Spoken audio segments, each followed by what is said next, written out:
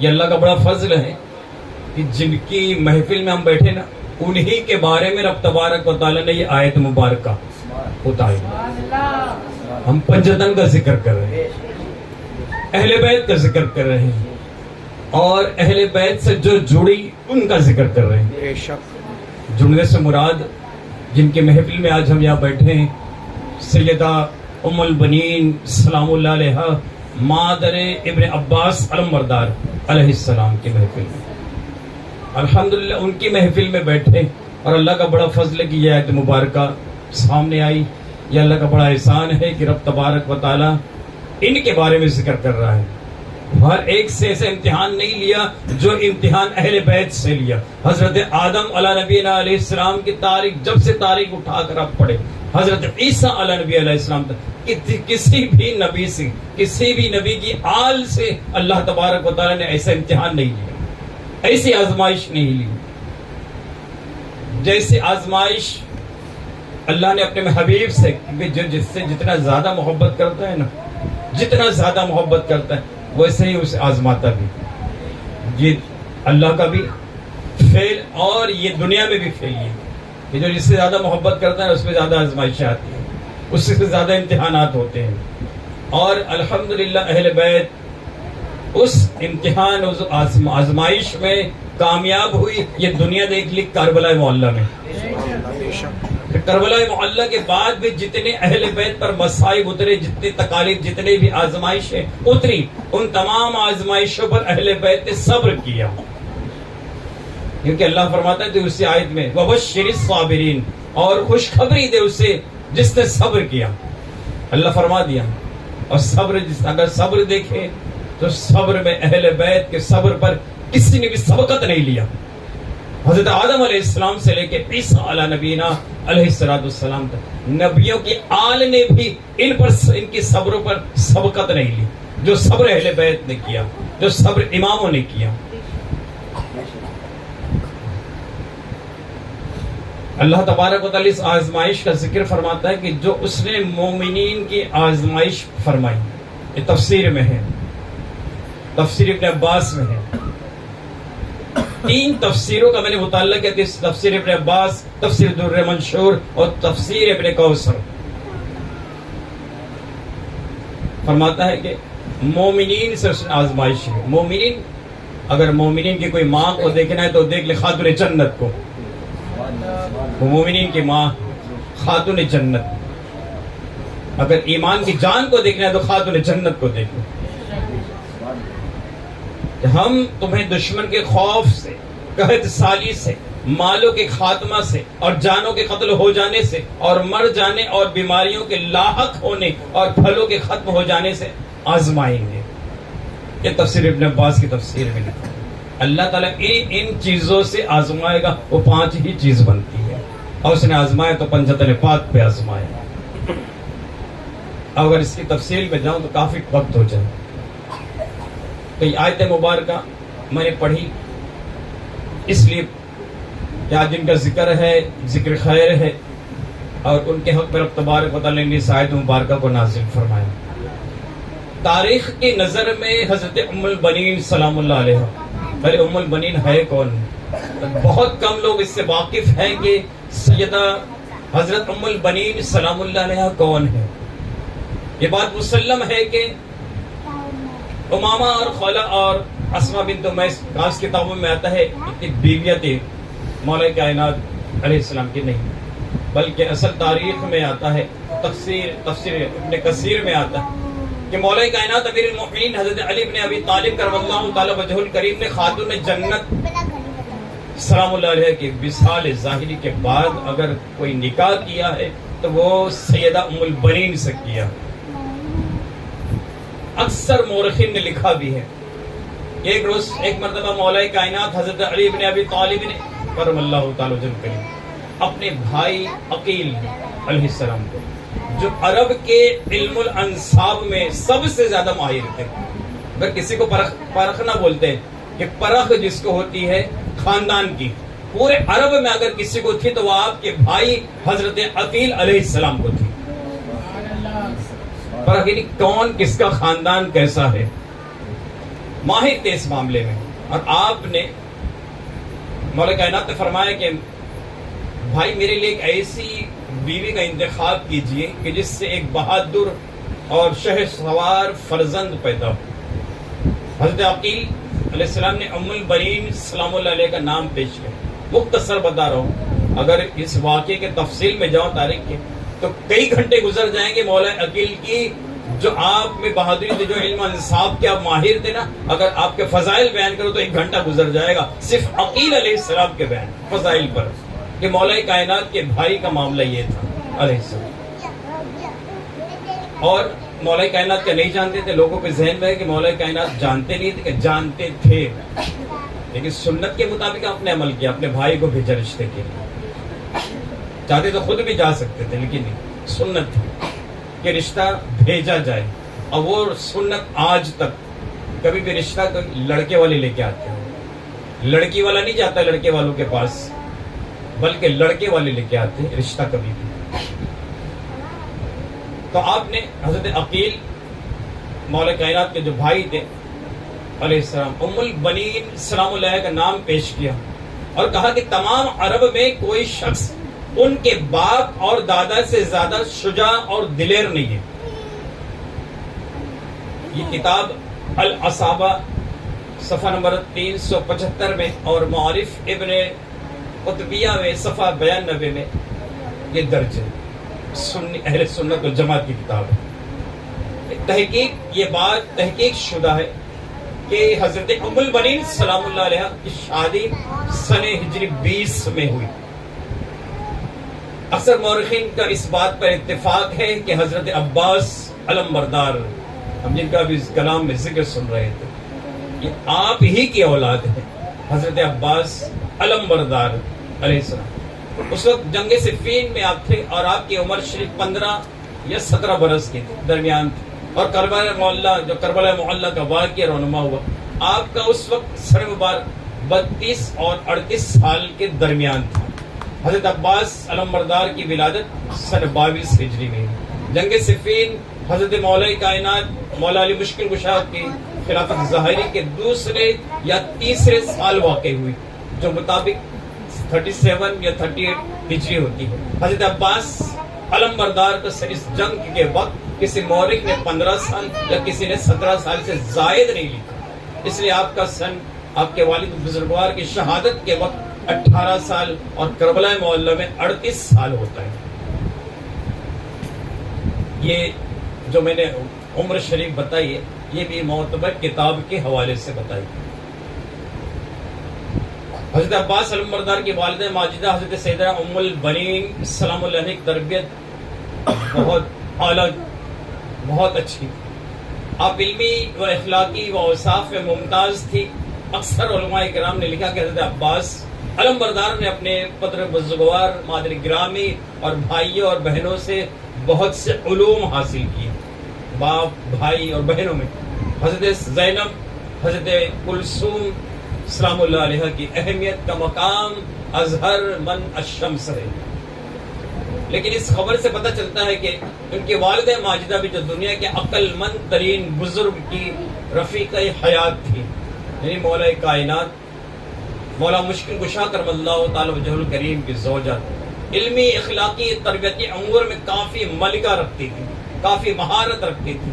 حجت السعادہ کتاب میں روضۃ الشہداء میں روایت ہے کہ شمر نے جب وہ عبید اللہ ابن زیاد سے کوفہ میں امام حسین علیہ السلام کی قتل کرنے کی سازش کر رہا تھا، اس قرابت کی بنا پر جو اس کو قبیلہ بنی کلاب سے تھی، شمر کا شجرہ بنی کلاب میں نہیں تھا. بہت سی کتابوں میں آیا ہے کہ شمر کا شجرہ بنی کلاب سے ملتا ہے، بالکل جھوٹی بات. وہ شجرہ خبیثہ سے تعلق رکھتا تھا. شمر ذل جوشن جو اس کا پورا نام تھا، وہ شجرہ خبیثہ سے تعلق رکھتا تھا. اس نے حضرت سیدنا ام البنین سلام اللہ علیہ کو رشتہ دار ثابت کرنے کے لیے ان کے چاروں بیٹوں کے لیے جن کو اپنا بھانجا بتاتا تھا امان حاصل کی، اور شب عاشورہ کو ان کے خیموں کے پیچھے آیا اور امان کی خبر سنائی. حضرت عباس علمبردار نے فرمایا، کیا اس وقت کہا تھا کہ اللہ تبارک و تعالیٰ کی امان ابن سمیہ کی امان سے بہتر ہے.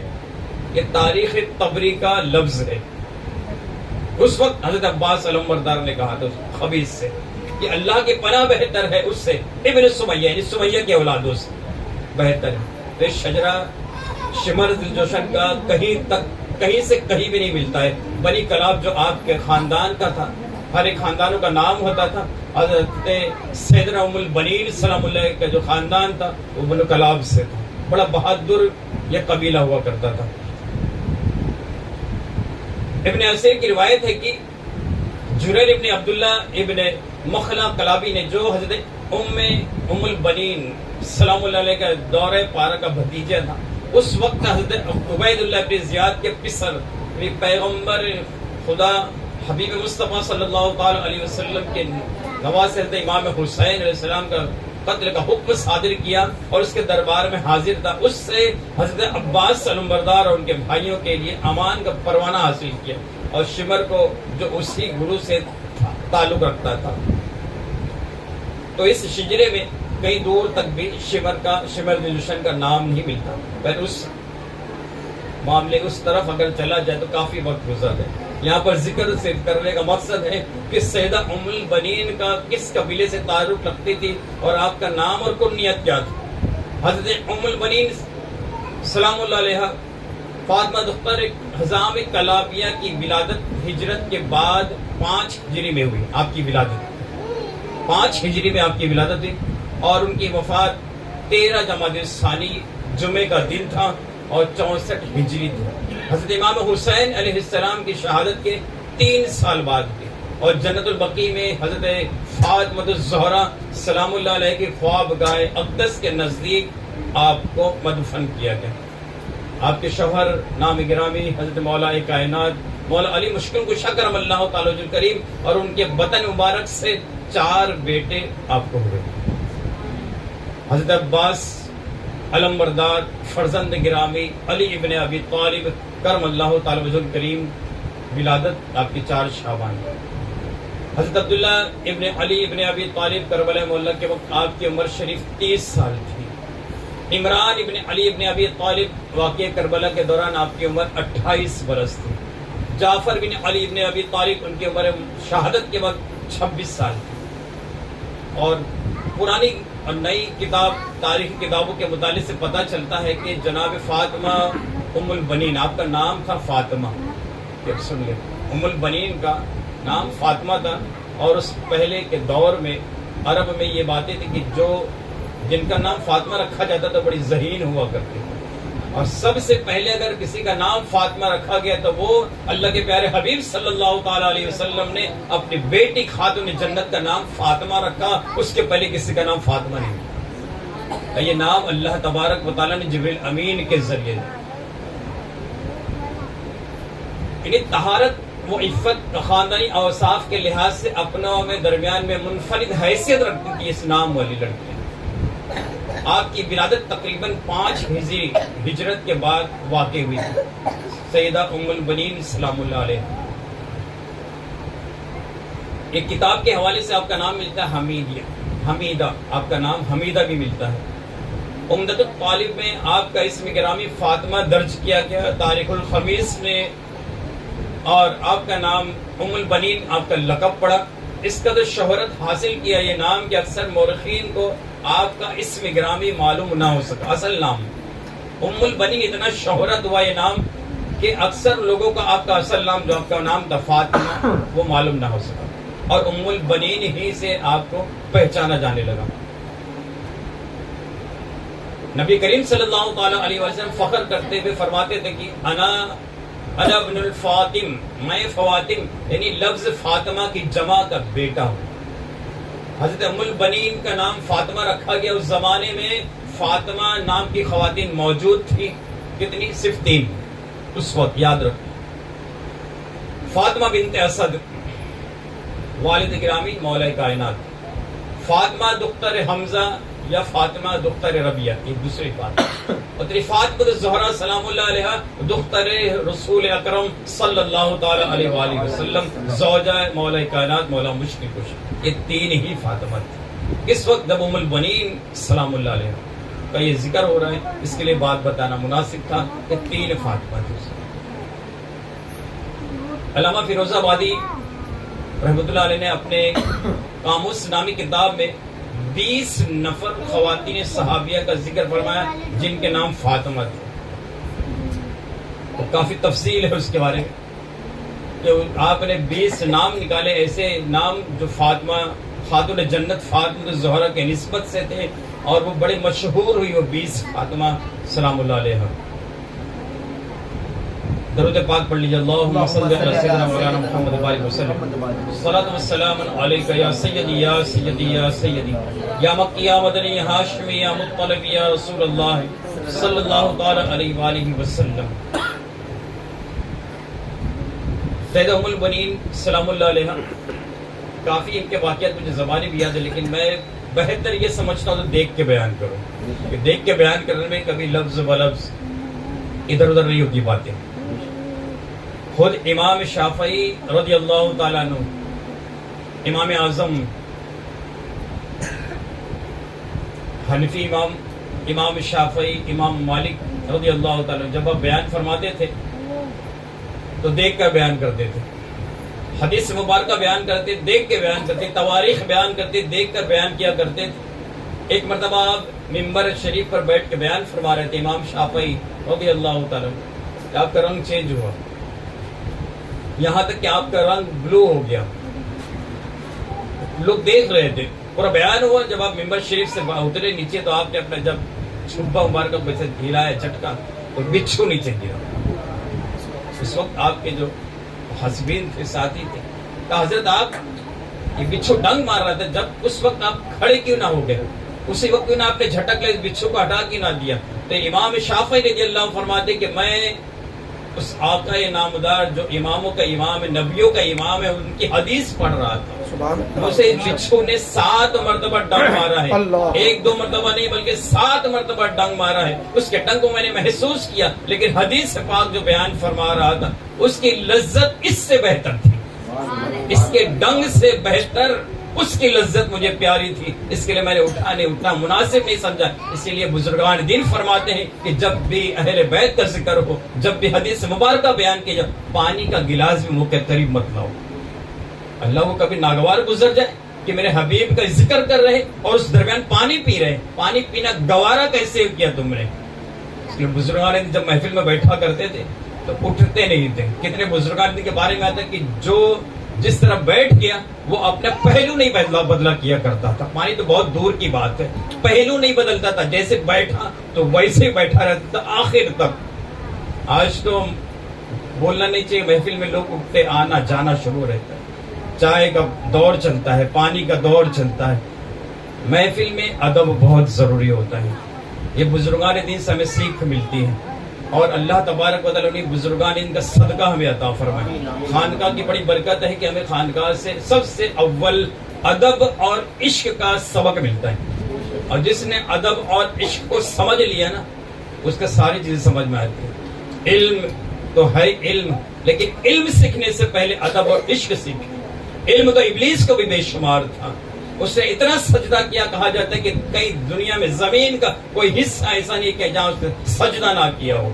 اس لیے اشرف الملائکہ بنایا گیا، اس کو خطاب ملا تمام فرشتوں کا سردار، جبکہ وہ فرشتہ نہیں تھا، جناتوں کی اقسام میں سے تھا. وہ جو ابلیس ہم کہتے ہیں، شیطان ہم جسے کہتے ہیں، وہ جناتوں کی اقسام میں تھا، جناتوں کے قسم میں تھا، آگ سے بنا ہوا تھا. لیکن اللہ کی اس نے اتنی عبادت کی اللہ کو اس نے راضی کر لیا، اور اللہ تبارک و تعالیٰ نے فرشتوں کا سردار بنا دیا.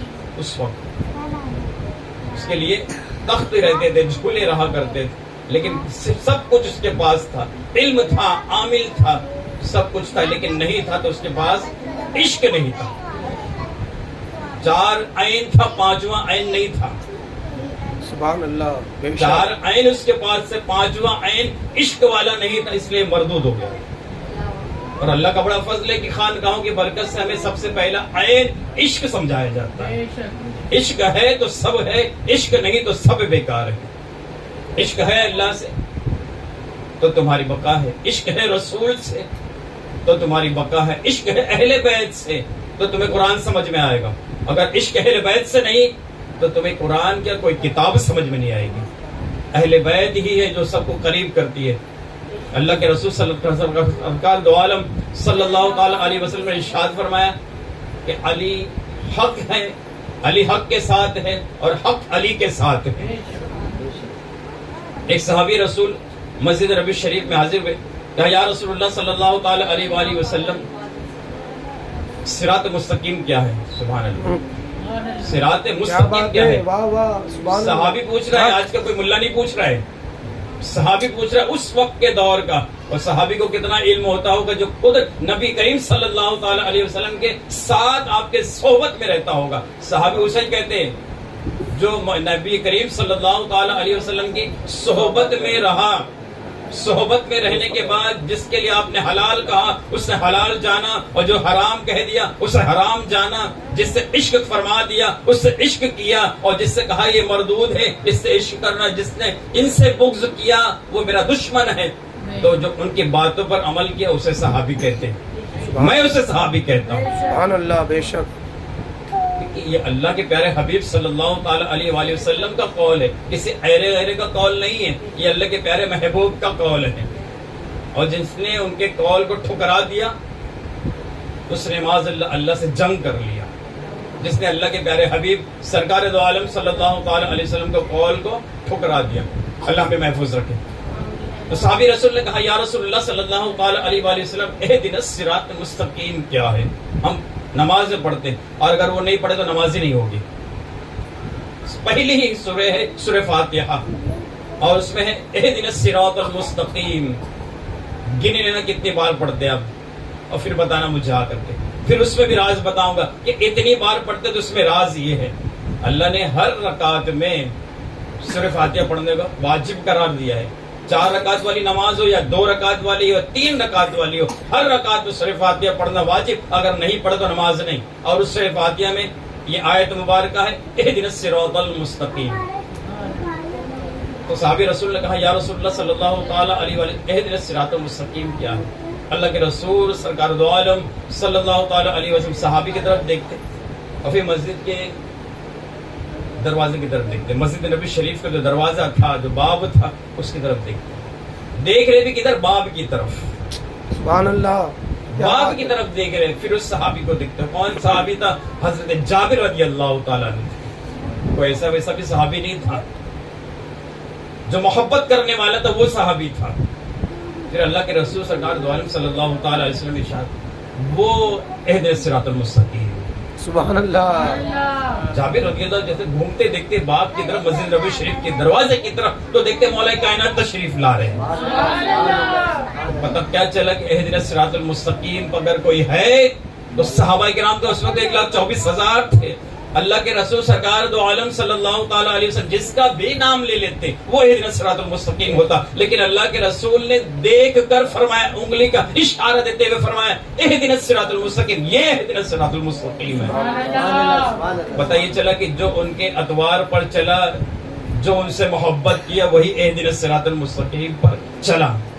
نمازیں نہیں دیکھی جائیں گے، روزے نہیں دیکھے جائیں گے، حج نہیں دیکھے جائیں گے، زکوٰۃ نہیں دیکھی جائے گی، قربانی نہیں دیکھا جائے گا، اگر دیکھا جائے گا تو عشق اہل بیت ہے کہ نہیں، اول پہلا عشق اہل بیت ہے کہ نہیں۔ بے شک جنت میں جانے والے جائیں گے، لیکن کون جائے گا؟ وہاں بھی بانٹنے والا بھی مولا کائنات ہے۔ اللہ کے رسول نے فرمایا، خود فرمایا کہ جنت اور جہنم کو بانٹنے والا میرا علی ہوگا۔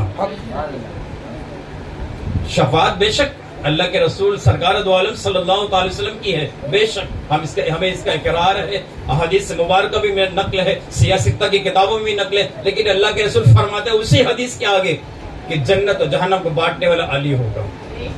جنت میں جو جائے گا مولا کائنات سے گزرتے ہوئے ہی جائے گا، اگر جو بغض رکھتا ہے یہاں دنیا میں جہنم میں جائے گا، وہ بھی جہنم مولا کائنات کو دیکھتے ہوئے جائے گا، جو بغض رکھتا تھا مولا کائنات سے، کیونکہ جہنم بھی بانٹنے والے مولا کائنات ہے۔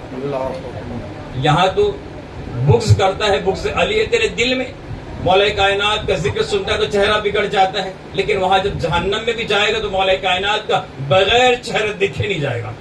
بے شک خیر بات آگے بڑھ گئی، اب وقت بھی کافی ہو رہا ہے، اور یہ موضوع ایسا ہے نا کہ ذکر ہو ہی جاتا ہے کہ مولا کائنات اہل بیت کے جہاں نام آتا ہے نا تو اندر سے چارج ہو جاتی ہے. اور یہ اللہ کا بڑا فضل ہے کہ جو پہلا کلام وہ چارج پہلے ہی کر دیا. من کنت مولا. ہم مولا مولا کہتے کیوں ہیں؟ ہم خود نہیں کہتے، اس کتاب کو پڑھ کے نہیں، بلکہ خود اللہ کے پیارے حبیب نے فرما دیا. اور ایسے نہیں فرما بلکہ ہاتھ کو اٹھا کر فرما دیا، من کنت مولا فہذا علی مولا. یہ علی ہے مولا، جس کا میں مولا اس کا علی مولا. یہ ہم اللہ کے رسول نے فرمایا تو مولا کہتے، ایسے ہم نہیں کہتے. اگر آپ نہیں کہتے تو ہم بھی نہیں کہتے علی مولا. اللہ کے رسول نے فرمایا مولا، یہ مولا جو ہم کہتے یہ مولا ہے، علی مولا ہے. اور علی مولا جس نے کیا نا، علی مولا وہی ولی بنتا ہے. جس نے علی سے محبت کیا نا وہی ولی بنتا ہے. ہندوستان میں دیکھ لو، سب سے اگر ولیوں میں بادشاہ ہے کوئی تو وہ غریب نواز سرکار رضی اللہ عنہ، اجمیر شریف. اب چلے جائیں، شاہ اسد حسین لکھنے والا کون، بولنے والا کون؟ تو غریب نواز سرکار رضی اللہ عنہ. اب پڑھے تو تاریخ، سنے تو خانقاہوں میں یہ بتایا جاتا ہے کہ عشق کرنا ہے تو پہلے عشق کرنے والے کو سمجھ لو. ایسے ڈائریکٹ عشق نہیں ہوتا، پہلے عشق کرنے والے کو دیکھو، اسے سمجھو تو تمہیں بھی عشق ہو جائے گا، محبت ہو جائے گی، کیونکہ تم نے سمجھ لیا عشق کرنے والے کو. غریب نواز کو پہلے سمجھو، پھر تم سمجھو گے آگے کہ انہوں نے کیسا عشق کیا. جبھی تو لکھ دیا شاہ است حسین، بادشاہ است حسین، دین است حسین، دی پناہ است حسین، اور ندائے روح است حسین، اسم اللہ ذات است حسین، سرداد ندار در دست یزید، حقہ کے بنا لا الہ است حسین. یہ خانقاہ کی برکت ہے. ہم نے تو صرف 4 ہی اشعار سنے تھے بچپن سے لے کے جوانی تک، یہی 4 اشعار. جب بھی کربلا معلّہ کا بیان تھا یہی 4 اشعار. لیکن ندائے روحی ہم نے سنا ہی نہیں. اللہ کی روح، جس نے روح پھونکی وہ ندا، وہ آواز کیسی تھی؟ تو وہ ندا تھی امام حسین کی علیہ السلام. جو آدم علیہ السلام میں پھونکی گئی وہ روح کی آواز تھی امام حسین علیہ السلام. ذات تو اللہ کی ہے، اسم تو اللہ کا ہے، نام تو اللہ کا ہے، لیکن ذات کس کی ہے؟ امام حسین علیہ السلام. کلمہ ہم جو پڑھتے ہیں اگر وہ نہ ہوتے تو ہمیں کلمہ نہ ملتا.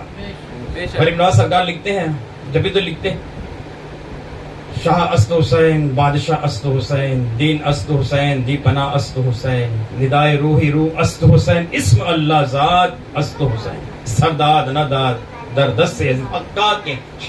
حق تو یہ ہے کہ لا الہ بھی ہے، حسین ہے، است حسین، حسین ہے. آج تک کسی کے ماں کے دم ہے کہ جا کے وہ مٹا دے وہ الفاظوں کو، عبارت کو نہیں مٹا سکتے. ارے وہ تو وہ ان کے خادموں کے خادم کو جا کے دیکھ لو، خواجہ بندہ نواز، گیس و دراز، بلند پرواز، گلبرگہ شریف. آپ کے آستانے مبارک کے باہر کیا لکھا؟ لا الہ الا اللہ محمد رسول اللہ علی ولی اللہ. جاؤ مٹا ہوا جا کے، مٹائے کے دکھائے کوئی جا کے. جو جا کے دیکھا ہے اس نے پڑھا ہے وہ خود بتائے گا کہ ہاں میں نے دیکھا ہے. ارے میں نے دیکھا جب یہاں بول رہا ہوں. آج اتنے سال ہو گئے، 758 برس کا مبیش ہو گئے، لیکن آج تک کسی کے ماں میں دم ہوتا ہے کہ جا کے مٹا دے وہ بات، وہ الفاظ کی یہ غلط ہے، یہ بدعت ہے. کہنے والا کوئی ایسا ویسا نہیں، وہ بھی آل رسول ہے. خواجہ بندہ نواز، گیسو دراز، بلند پرواز، وہ بھی آل رسول ہیں. اور امام جعفر صادق علیہ السلام فرماتے ہیں، پڑھ لیجئے کتاب میں 12 امام. آپ فرماتے ہیں کہ اصل کلمہ کیا ہے؟ کسی نے پوچھا آپ سے امام جعفر صادق علیہ السلام، تو آپ فرماتے لا الہ الا اللہ محمد الرسول اللہ صلی اللہ تعالی علیہ وآلہ وسلم علی ولی اللہ. بہرحال اللہ تبارک و قبول فرمائے اور ہمیں خانقاہ کی برکتیں اسی طرح عطا ہوتی رہے. جناب سیدہ ام البنین سلام اللہ علیہ کا نسب نامہ کس طرح کا تھا؟ فاطمہ بنت حزم. آپ کے والد کا نام تھا حزم، آپ کے والد کا نام تھا ابن خالد، آپ کے والد کا نام تھا ابن ربیعہ، ان کے والد کا نام تھا ابن عامر، ان کے والد کا نام تھا ابو المعروف، اور ان کے والد کا نام تھا وحید بن کعب، اور ان کے والد کا نام تھا ابن عامر، اور ان کے والد کا نام تھا بن کلاب. اور بن کلاب کے آگے ان کے والد کا نام تھا بن عامر، ان کے والد کا نام تھا بن ربیعہ، اور ان کے والد کا نام تھا بن سعصہ بن زید بن بکر بن حوازن علیہ السلام. یہ آپ کا نسب نامہ تھا، اور یہ نسب نامہ جا کے ملتا ہے نبی کریم صلی اللہ تعالی علیہ وسلم سے. جبھی تو مولا کائنات نے انتخاب کیا تو ایسی زوجہ کا جو خاندانی ہو، خاندانی نسب ہو، اور شجاعت میں بھی بے مثال ہو، تو یہ وہ خاندان تھا۔ ابصار العین کتاب ہے، اس میں ام البنین سلام اللہ علیہ کے ماں کی طرف سے جو نسب نامت اس طرح تھا کہ آپ کی ماں کا نام شمامہ تھا۔ شمامہ ایک بڑی شین والا ہوتا ہے اور ایک سے ہوتا ہے۔ آپ کی والدہ کا نام سمامہ مطلب سا سے لکھا ہوا ہے سمامہ، اور آپ کے والد کا نام سہیل، ان کے والد کا نام عامر، ان کے والد کا نام مالک، ان کے والد کا نام جعفر، ان کے والد کا نام کلاب۔ اور سمامہ کی ماں عمرہ بنت طفیل فارس القرزل ابن مالک الخزام بن جعفر ابن کلاب رئیس الحوازن تھی، اور عمرہ کی ماں قبیصہ بنت عروۃ الرجال بن عتبہ بن جعفر بن کلاب تھی، اور قبیصہ کی ماں ام الخشف بن فارس حوازن بن عبادہ بن عقیل بن کلاب بن ربیعہ بن عامر بن صعصہ تھی، اور ام الخشف کی ماں فاطمہ بنت جعفر بن کلاب تھی، اور فاطمہ کی ماں عاتقہ بنت عبد الشمس بن عبد المناف ابن قصا ابن کلاب تھی۔ یہ نسب نہ، ان کا نسب پڑھنا بھی عبادت ہے، ان کا نسب پڑھنا بھی عبادت ہے۔ اللہ تبارک و تعالی ان کے نسب کا صدقہ، ان کے آل کا صدقہ ہم سب کو عطا فرمائے۔ ابھی آپ خواب سن لیں، بڑا پیارا خواب ہے۔ حضرت سیدہ ام البنین سلام اللہ علیہ کسی دن صبح سویرے اپنی ماں سے کہا، خدمت میں حاضر عرض کی کہ میں نے رات میں خواب دیکھا ہے، ایک خوبصورت جوان کو دیکھا ہے۔ والدہ نے کہا تمہارے لیے خیر ہو، یہ اچھا خواب ہے۔ تو آپ نے مزید عرض کی کہ میں نے یہ بھی دیکھا کہ آسمان سے چاند اور 3 ستارے میری گود میں نازل ہوئے۔ آسمان سے 3 ستارے، چاند اور 3 ستارے میری گود میں نازل ہوئے۔ میں نے اپنے آپ سینے سے لگایا، میں نے ان کو اپنے سینے سے لگایا، جس سے مجھے خوشی محسوس ہوئی۔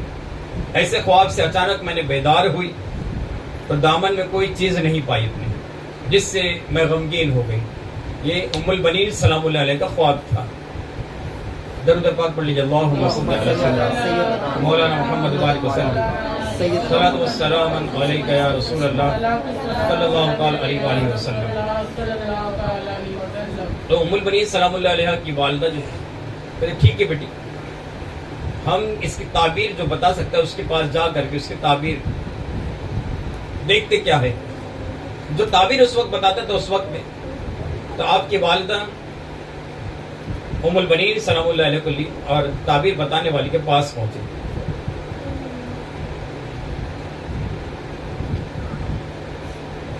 تعبیر بتانے والا کہا تیرے لیے بیٹی کے لیے خوشخبری یہ کہ اس لڑکی کا ایک شریف عظیم ذات سے جلد رشتہ ہوگا اور اس کے بدن سے 4 بیٹے پیدا ہوں گے۔ سب سے بڑا بیٹا تیرے قبیلے کے درمیان ایسا نمایاں اور ممتاز ہوگا جیسے ستاروں کے درمیان چمکنے والا قمر یعنی چاند ہوتا ہے۔ واہ واہ، سبحان اللہ۔ جب تعبیر کرنے والے نے خوشخبری سنائی تو والدہ سمامہ کلابی نے اپنی بیٹی کو غور سے دیکھا۔ فاطمہ کلابی نے شرم و حیا سے آپ اپنے سر کو نیچے جھکایا اور اپنے گھر کی طرف روانہ ہوئی۔ جب ماں اور بیٹی گھر پہنچے اور ابھی دیر بھی نہیں ہوئی تھی کہ دروازے پر دستک ہوئی۔ کچھ دیر گزری تھی، دروازے پر دستک ہوئی، دیکھا تو جناب عقیل علیہ السلام مولا کائنات حضرت علی کرم اللہ تعالی وجہ کریم کی طرف سے منگنی کے لیے تشریف لائے تھے۔ سبحان اللہ۔ رشتہ لے کر حاضر ہوئے۔ یہ آپ کا خواب اور خواب کی کچھ ہی تعبیر کے بعد میں یہ واقعہ رونما ہوگا۔ اب انشاءاللہ اس کے آگے کلام کے بعد میں آپ کی یعنی سیدہ ام البنین سلام اللہ علیہ کتاب میں ایسے سے واقعات درج ہیں کہ اگر سنانے بیٹھوں گا تو یہ ساری رات نکل جائے گی، 1 بجے بھی، صبح کے 6 بجے بھی واقعات ختم نہیں ہوں گے۔ انشاءاللہ اس کے آخری کا جو ہے معاملہ کہ سیدہ ام البنین سلام اللہ علیہ کس طرح وصال فرمائے، وہ انشاءاللہ میں مختصر میں بتا دوں گا آپ لوگوں کو 1-2 کلام ہونے کے بعد انشاءاللہ۔ اس کے بعد پھر ذکر، دعا، صلاۃ و سلام ہوگا، کیونکہ مجھے ہم تماموں کو وقت پر